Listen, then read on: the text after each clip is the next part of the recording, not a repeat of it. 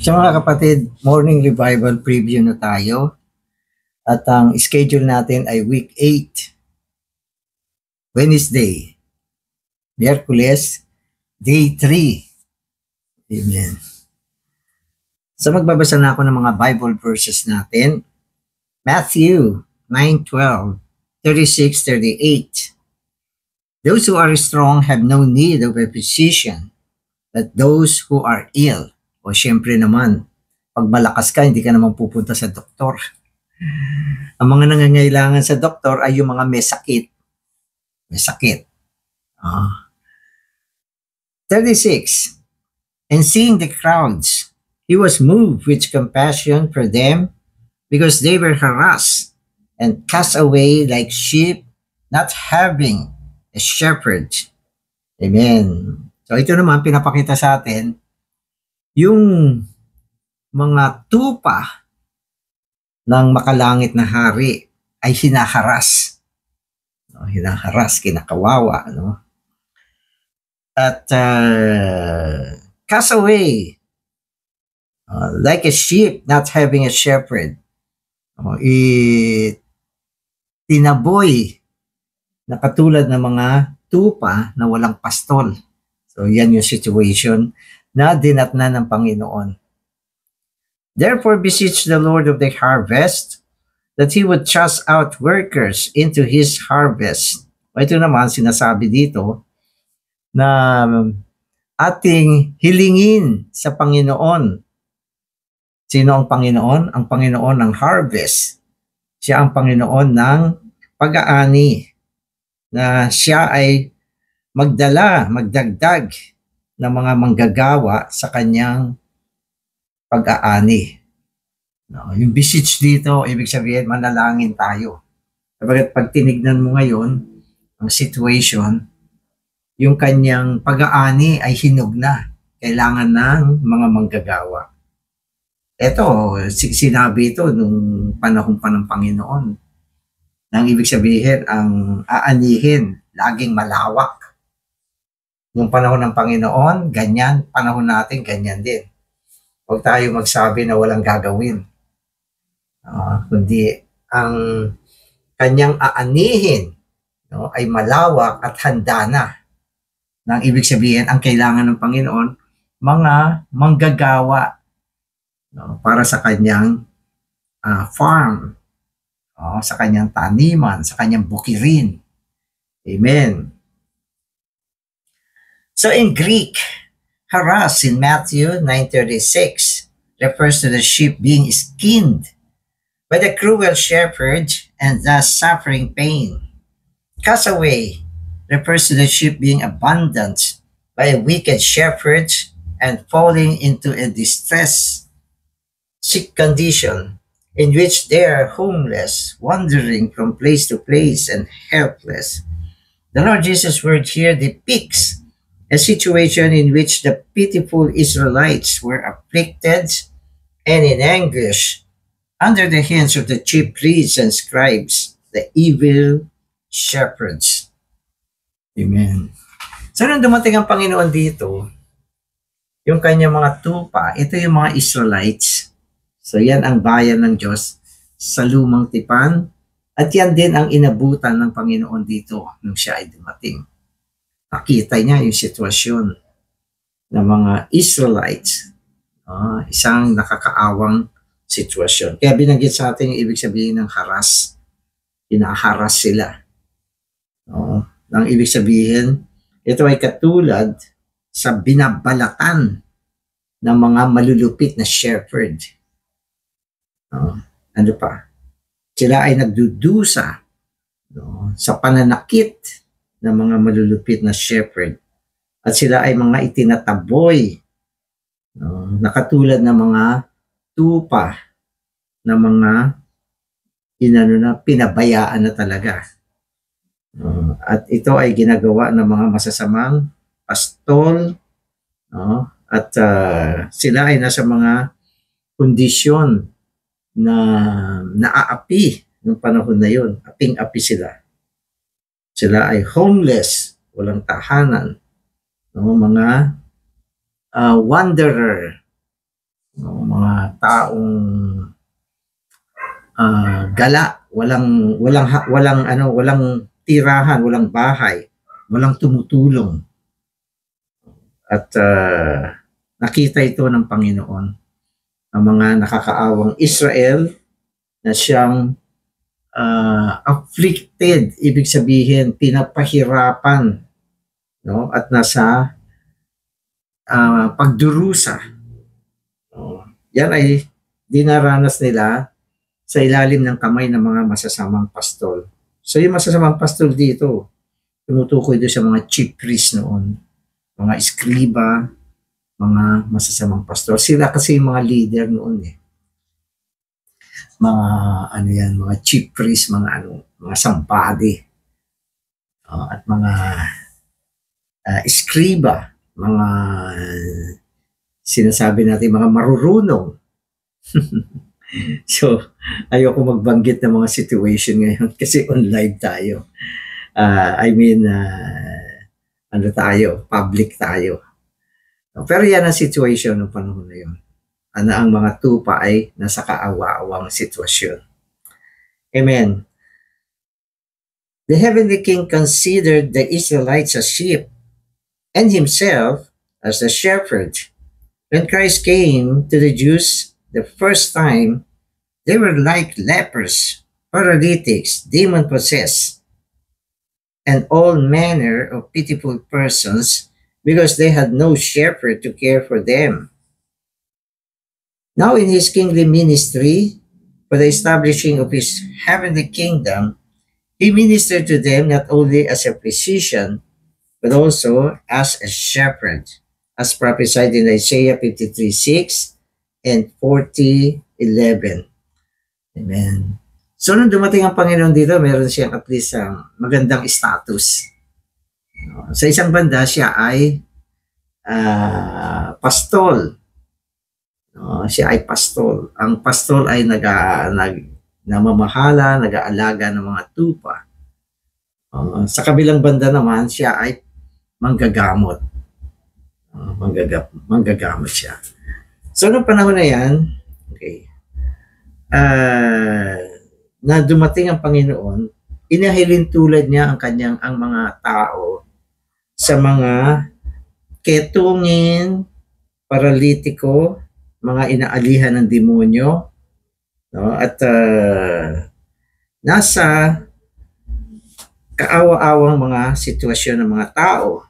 At inabutan din niya na wala silang pastol na nag-aalaga sa kanila. Kaya yung ganyang klaseng mga tao ang inabutan niya.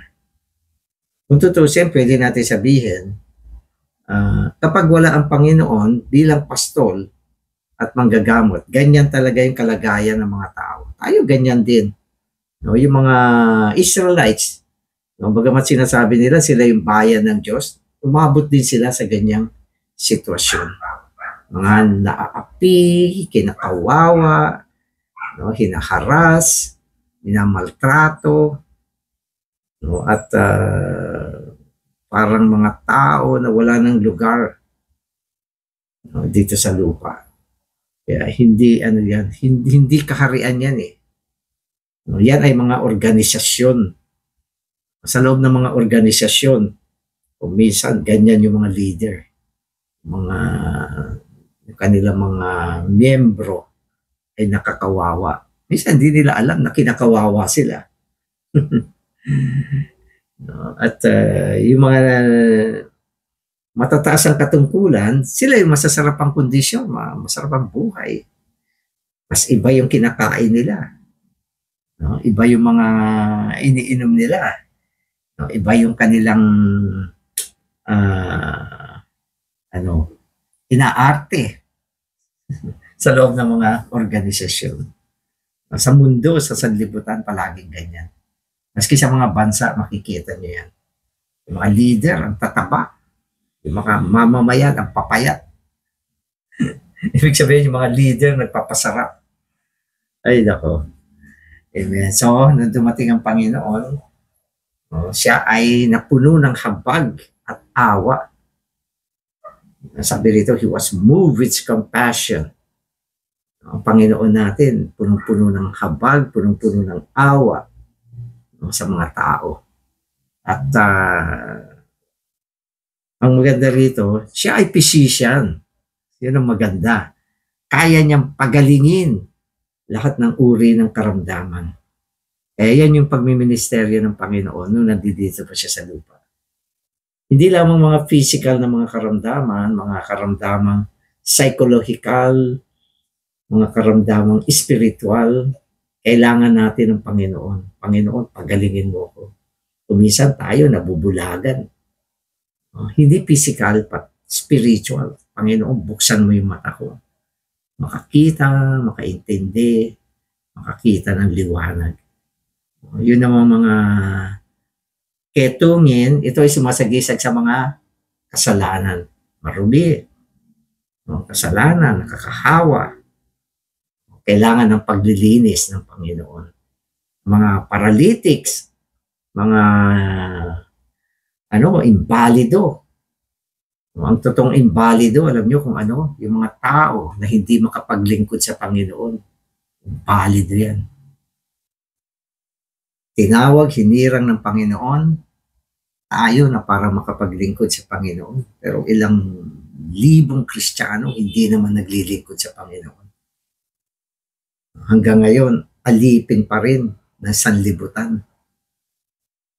Kaya lahat itong mga sitwasyon natin pinakita sa atin.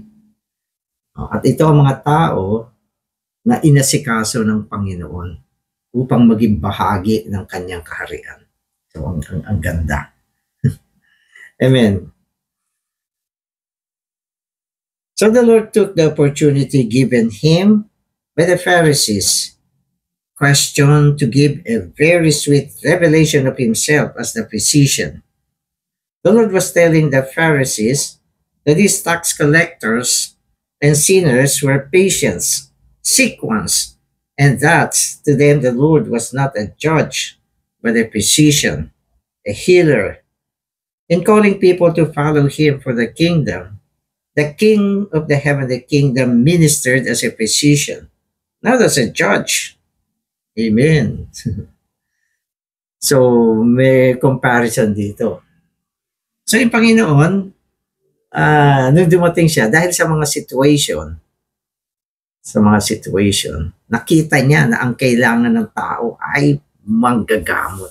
Physician ang kailangan dito. Bakit manggagamot? Kasi yung mga tao may sakit eh.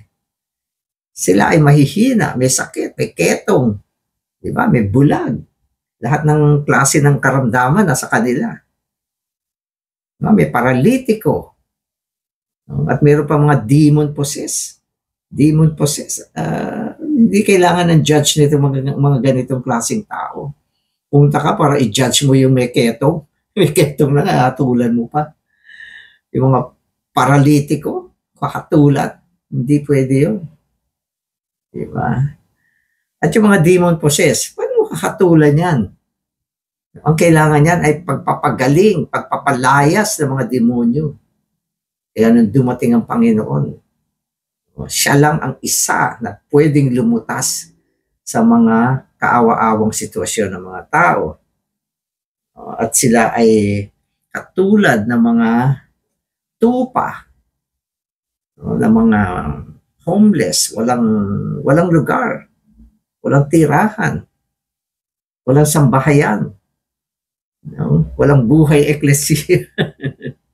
Wala eh, pag walang tahanan, ay walang buhay eklesiya, ibig sabihin, vagabond yan. Yan ay mga galang tao sa libutan. Yan yung situation. Salamat sa Panginoon. Siya ay dumating bilang manggagamot, gamutin lahat ng mga karamdaman natin. At siya rin ay dumating bilang pastol upang muling kupkupin ang mga tupa, dalhin sa pastulan, pakainin ang salita ng pang-umagang pagpapanauli para lumakas. Dalhin sa buhay eklesiya, itayo, makasumpong ng kapahingahan ng pagtatamasa. Diba? Yan ang ginagawa ng Panginoon ngayon. No? Siya ang ating mabuting pastol. At siya rin ang ating mabuting manggagamot. Okay, so sabi dito, judgment is according to righteousness, whereas a physician's healing is according to mercy and grace. Those whom he made people of his heavenly kingdom were lepers, paralytics, the fever-ridden, the demon-possessed, those ill with all kinds of diseases, tax collectors, sinners. So, yan. Oh, yan yung mga sinamsam ng Panginoon. Inipon niya. Oh, hindi siya dumating bilang hukom. Kasi ang hukom, ano yan, ay humahatol. Oh, pag ang dumating ay hukom, ang kanyang gawain ay hatulan ng tao ayon sa katwiran. Sino ba ang nasa katwiran? Kung ganyan ang Panginoon natin, dumating dito para hatulan tayo, wala ni isa na makakapasok sa kanyang kaharian. Wala. Di ba? Nung yung may incident, yung may isang babae na nahuli sa pangangalo niya, gusto ng mga taong hatulan, batuhin, patayin sa bato. Pero ang Panginoon, nandoon. Ano sabi niya? Sino ang walang kasalanan? Siya ang unang bumato dito. Sino ba bato niya pag ganun? Kaya yung mga tao na wala lahat. Tapos sabi niya, maging siya, hindi niya babatuhin yung babae. Tutusin, siya lang ang walang kasalanan dun eh. Pero hindi din niya babatuhin. Kasi hindi naman siya dumating para humatol. No, siya ay dumating bilang physician, bilang mabuting pastol. Kaya pinapakita sa atin na ang mga tao dito sa loob ng makalangit na kaharian ay ito: lepers, paralytics, fever-ridden, demon-possessed, ill with all kinds of diseases, mga despised tax collectors and sinners. So yan yung mga tao sa loob ng kaharian. At kung ikaw ay nasa kaharian, ganyang tao ka. No? Pero anong ginawa ng Panginoon? Tayo ay kanyang niligtas, pinagaling, di ba? Nagministeryo siya ng buhay. Okay, so nagpapakita sa atin na ang Panginoon natin ang lumutas sa ating abang kondisyon. At siyempre, tayo ay mga sumusunod sa Panginoon, ganito rin yung mga paglilingkod natin. Hindi tayo mga judge para humatol. Ang church life, hindi siya pulutong ng mga hukom. Pag ang buhay eklesiya ay pulutong ng mga hukom, puro hukom ang tao sa buhay eklesiya, sino matitira? Wala na. Kaya kailangan tayo ay kaisa ng Panginoon sa pagpapastol, pag-aaruga, pagmiministeryo ng buhay, at pagpapastol sa mga kapatid. Kaya nga sinasabi natin, ang isa sa malaking paglilingkod ngayon sa loob ng eklesiya ay ang pagpapastol. At ang pangunahing gawain ng pastol ay ang magpakain. Yan, magpakain. Amen. Had he visited these pitiful people as a judge, all would have been condemned and rejected, and none would have been qualified, selected, and called to be the people of His heavenly kingdom. So kung ang Panginoon dumating ay judge, wala talaga. Walang tao yung kaharian ngayon. Wala rin siyang kaharian. Isipin nyo. Subalit, salamat sa Panginoon, hindi ganun. Siya ay dumating bilang isang manggagamot. However, He came to minister as a physician, to heal, recover, enliven, save them so that they might be reconstituted to be his new and heavenly citizens, with whom he could establish his heavenly kingdom on this corrupted earth. Amen. So bagamat sinasabi natin, ganito yung mga tao sa loob ng kaharian, mga may sakit ng iba't ibang klaseng karamdaman, mga demon possessed, okay, at lahat ng mga karamdaman. Ito ay mga spiritual na depekto ng tao. Na pwede natin sabihin, karamihan sa mga kapatid ngayon na nasa loob ng kaharian, ito yung kanilang history. Ito yung history na natin din yan. At kung hindi pa tayo tuluyang gumaling, on the way naman tayo sa recovery. So hindi ang kaharian ng Panginoon sa panahon ng harvest, wala nang ganyan. Ito ay history ng mga tao na pinagaling niya, nilinis niya, no, at ginawa niya mga normal na tao.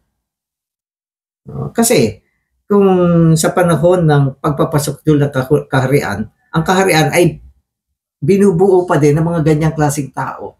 Ano ang kanyang ipagmamalaki sa harapan ni Satanas? Tatawa si Satanas. Sabi niya, yung kaharian mo, kaharian ng mga ganyang klaseng tao. Mga taong winasak na ni Satanas. Pero hindi. Ito ay history, no, ng mga taong nadala tungo sa kaharian. Kaya ang pagsasagawa ng Panginoon, naibuo niya itong kaharian sa kanyang pagiging manggagamot, sa kanyang pagiging mabuting pastol. Ito yung binunga. No, ang binunga niya ay isang kaharian, isang makalangit na kaharian. Ang pinakikita sa atin dito, yung pamamaraan ng pagmiministeryo ng ating Panginoon. Diyan tayo nanggaling. Ang Diyos ay merong multifarious wisdom. Hindi niya give up ang tao. Pagkamat ang tao ay natisod, naging aba, naging kawawa. So ang paraan niya, hindi niya, sabi niya, wala nang pag-asa itong mga taong ito. I-ano na lang, yung palitan na lang ng bagong tao. So, hindi. So gumawa ang Diyos, pinadala niya yung kanyang anak, gumawa ng walang hanggang katubusan, naging pastol, naging manggagamot upang ang mga tao na nailagay sa ganyang sitwasyon ay ahunin, sagipin, pagalingin, at gawing mga tao ng kaharian ng Diyos mismo. So yan yung situation. Yung pinakikita sa atin dito, okay, ay yung paraan kung paano tayo ginawang mga tao sa loob ng kaharian. Amen. Okay. So however, he came to minister as a physician to heal, di ba? Recover, enliven, save them so that they might be reconciled to his new and heavenly citizens, to be his new and heavenly citizens, with whom he could establish his heavenly kingdom on this corrupted earth. So yun yung sinasabi natin. Mga taong lugmok na kanyang pinagaling at binawi upang maging mga mamamayan sa kanyang makalangit na kaharian. Amen. So the Lord's word here implies that the self-righteous Pharisees did not realize that they needed him as a physician. They considered themselves strong, hence blinded by their own self-righteousness. They did not know that they were ill. Amen. So yung mga Pariseo ng panahon na yan, hindi nila na tanto na ganyan din sila, mga bulag, mga kawawang tao. Ang inisip nila, sila ay mga matuwid, malalakas. No, hindi nila nakita na sila mismo kailangan nila ang Panginoon bilang manggagamot. Ito yung mga mga self-righteous na tao. So sa panahon na ito, may mga ganyang tao rin. Ayaw nila ng gospel. Ayaw nila na maturuan sila. Ayaw nila na bumaba sa kanilang mga posisyon. Sa kanila, sila ang mga matuwid at maaayos na tao. Kasi mag-preach ka ng gospel, sasabihin na, hindi ko kailangan yan. Okay na ako. Maayos akong ama ng aking pamilya. Maayos ako magtrabaho. Isente ko, magandang kalagayan ko. Puntahan mo yung kapitbahay ko. Yan, mga mga taong masasama, kailangan nila yan. Hindi nila na-realize na sila mismo, wala namang matwid sa mundo. Lahat ng tao, kailangan niyang Panginoon bilang manggagamot. Amen. Okay, so yun. So, in verse 37, the Lord said to his disciples, "The harvest is great, but the workers few. The heavenly King considered the people not only sheep, but also the harvest. The sheep needed shepherding, and the harvest needed reaping. Although the leaders of the nation of Israel rejected the heavenly King, there was still good number among the people that needed reaping." Amen. So hindi naman lahat ay katulad ng mga Pariseo. Meron din mga ilang tao sa mga Israelites na kailangang anihin. So yan ay nasa pagpili na ng Panginoon. Kaya nga sa Book of Revelation, makikita ninyo, sa huling panahon, meron ding 144,000 na pinili at tinatakan. At itong 144,000, ito yung remnant ng Israel. Na naniniwala ako, sila ay mga mabubuting Israelites sa mata ng Diyos. Kaya i-preserve sila ng Diyos. Upang ang bansang Israel ay hindi malipol sa mga dadating na panahon. Kaya sa kawalang hanggan, nandiyan pa din sila. Ito yung remnant. At ito yung magiging object ng harvest sa darating na kapanahunan. Amen. So the King of the heavenly kingdom considered himself not only the shepherd of the sheep, but also the Lord of the harvest. His kingdom is established with things of life that can grow and multiply. We are both the flock and the crop. The flock is made up of living animals, and the crop of living vegetation. Everything under the care of this heavenly King is living. Amen. So ang buong gawain ng makalangit na hari ay may kinalaman sa buhay. Kasi ang kaharian ay bagay ng buhay.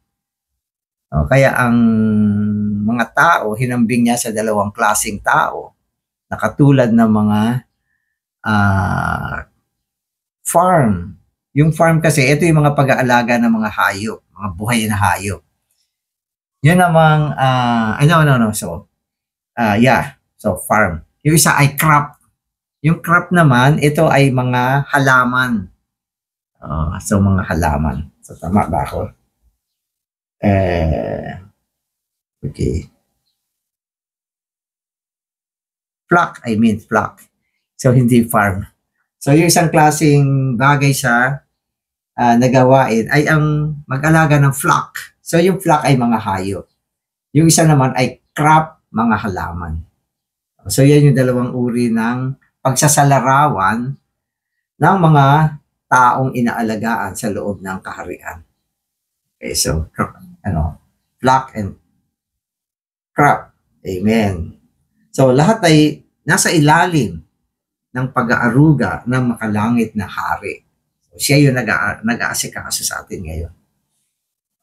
Kasi yung pinaka-ultimo na ministeryo ng Panginoon ngayon sa kalangitan ay isang pagmiministeryo ng buhay. No? At ito ay kaiba nung siya ay nasa lupa pa. Physical, direkta. Inalagaan niya ang mga tao. Pero ngayon, bilang ating makalangit na makalangit na hari, siya ay nagmi-ministeryo sa atin ngayon. At siya ang pinanggagalingan ng tustos ng buhay. Amen. Dito niya binubuo yung kanyang makalangit na kaharian. Amen. So yung last part na ako, we all need to see a vision of the Lord Jesus as the Lord of the harvest. In verse 38, the Lord told us to beseech the Lord of the harvest that he would thrust out workers into his harvest. First, in his economy, God has a plan to accomplish. Then there is the need for his people to beseech him, to pray to him concerning it. In answering their prayer, he will accomplish what they have prayed concerning his plan. Amen. So, ang binibigyang diin dito, dapat yung mga believer, tayong mga nasa kaharian ngayon, ay nananalangin, beseeching, nananalangin sa Panginoon ng pag-aani, na siya ay magpadala ng mga manggagawa sa kanyang pag-aani. At siyempre, itong mga believer, patuloy na nananalangin na maisagawa ng Panginoon ang kanyang gawain ngayon sa loob ng kanyang ekonomiya. Ekonomiya. Ang ekonomiya ng Diyos ay isang gawain ngayon upang maisagawa ang kanyang walang hanggang plano. At ito ay isang malaking pag-aani na nangangailangan ng maraming tao upang gumawa sa kanyang pag-aani. Mag-alaga, mag-harvest, maghasik, magdilig, maglagay ng pataba. So yan yung gawain ngayon. Walang judge dito. Lahat mga farmer. Kaya ito isang babala na huwag nating huwag tayong pumagitna bilang mga hukom sa panahon na ito. Siyempre, dadating ang panahon, babalik siya bilang hukom. Pero itong panahon na ito, panahon pa rin ng biyaya. Panahon ng awa, panahon ng biyaya, panahon ng pagpapastol, pagpapakain, okay, panahon ng panalangin, at itong gawain ng Panginoon ay isulong natin. Amen. Salamat, Panginoon. Ikaw ay dumating, hindi bilang hukom, kundi bilang isang manggagamot upang pagalingin, upang i-recover ang mga may karamdaman. Panginoon, dumating ka rin bilang aming pastol upang magpakain, upang dalhin kami sa pastulan, at dalhin kami sa isang lugar ng kapahingahan. Salamat sa iyong gawain. Salamat sa panahon na ito, panahon ng awa at ng biyaya, na kung saan patuloy mong pinapasukdol ang mga believer na katulad namin upang kami magtamo ng kagulangan para sa darating na kaharian. Amen.